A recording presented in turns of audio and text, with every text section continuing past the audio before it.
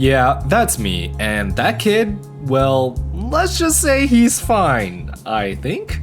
The first instance of tricking I was exposed to was when I saw Star Wars Episode 1 and Darth Maul did a butterfly twist, basically a horizontal twist. Soon after, I saw a video of David Bell, one of the founders of parkour, and try to do parkour. As you can imagine, at 10 years old, it looked worse than Michael Scott from The Office doing parkour. Tricking was the natural next progression after parkour, and although you may not be familiar with the name, chances are you have seen tricking in movies or recently in Wired's Why It's Almost Impossible to Do a Quintuple Corkscrew. In 2012, I started tricking and it changed my life.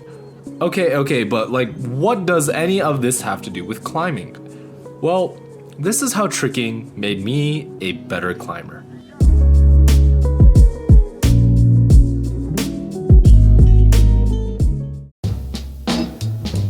Tricking in itself originated from martial arts and mixes elements from dance, tumbling, gymnastics, and capoeira to create aesthetic moves and combos.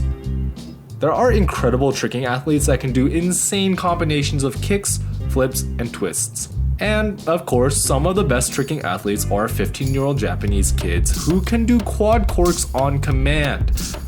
When I started out tricking, I was, let's say, not the best.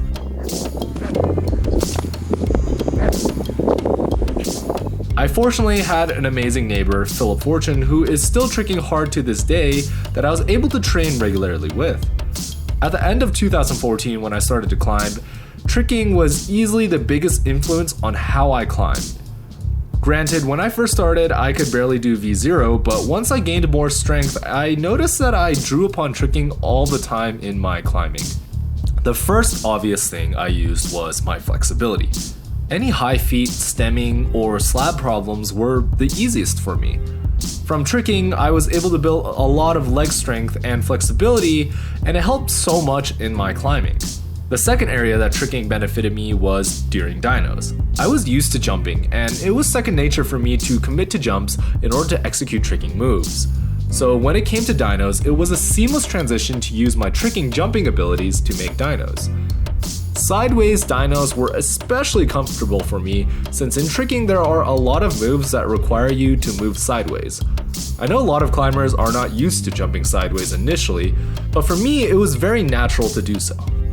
The third benefit from tricking was my coordination. I had been practicing for years on how to time kicks and moves perfectly, and when it came to boulders, especially competition style boulders, it was really easy to do moves that required a hand and foot movement. The fourth concept that was really useful was my air awareness. I consider falling a skill. Especially in the indoor setting, it's imperative to fall safely, and when you're doing big moves that you can fall off of, it's useful to know how to fall properly.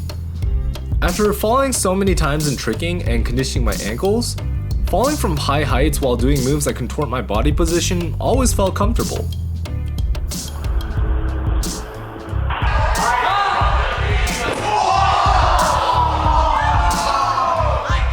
Finally, tricking was a great rest day activity.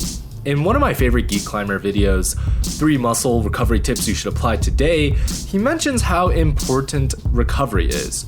Also, side note, if you haven't seen our video together, you should definitely watch that after this video.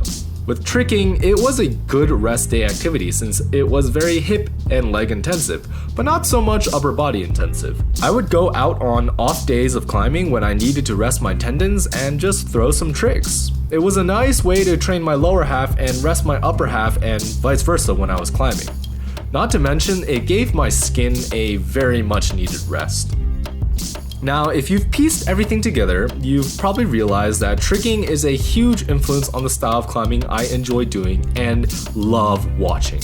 It's competition style. Although I do appreciate watching and doing hard crimp lines, I really enjoy competition climbing since it's the most similar to my background. There are other professional climbers who have drawn from similar backgrounds as well. Tomoe Narasaki is famously known to be a gymnast before climber, and I think you can see it pretty well in his style. Margot Hayes also used to be a gymnast, which you can see from her style as well. And during the 2018 USA Bouldering Nationals, in the isolation zone, I was doing flips and tricks to keep my nerves down, since tricking is something I use as a stress reliever. Margot saw me doing this and was really kind and did an aerial with me. And trust me, it was an extremely clean aerial.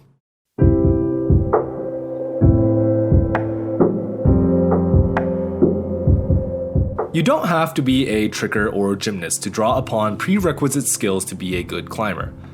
I think it's crucial to use whatever background you have and apply it to climbing as efficiently and smart as possible. If you're a long distance runner, then maybe you can build your climbing style on long endurance static climbing. If you're a swimmer, shoulder moves might be your forte. And athletics don't even have to be background prerequisites for climbing either. If you're a computer programmer, then sitting down and taking extra time to solve the problem really well in your head might be an advantage you have. If you're one of the amazing healthcare workers that are braving the front lines, then definitely mental and physical endurance will be your specialty in climbing. So yes, tricking was a huge help to me in climbing. But what matters is that all of you have amazing skill sets to make you an amazing climber.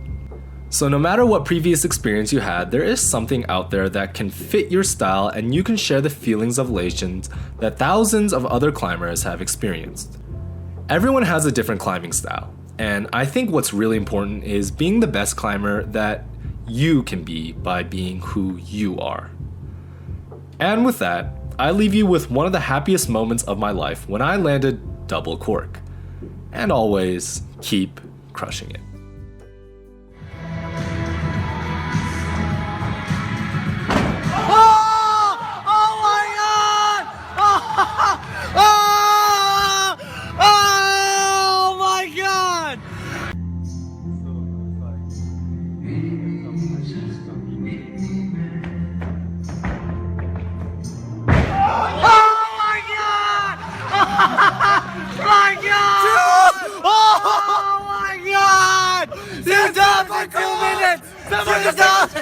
All the dub-dubs!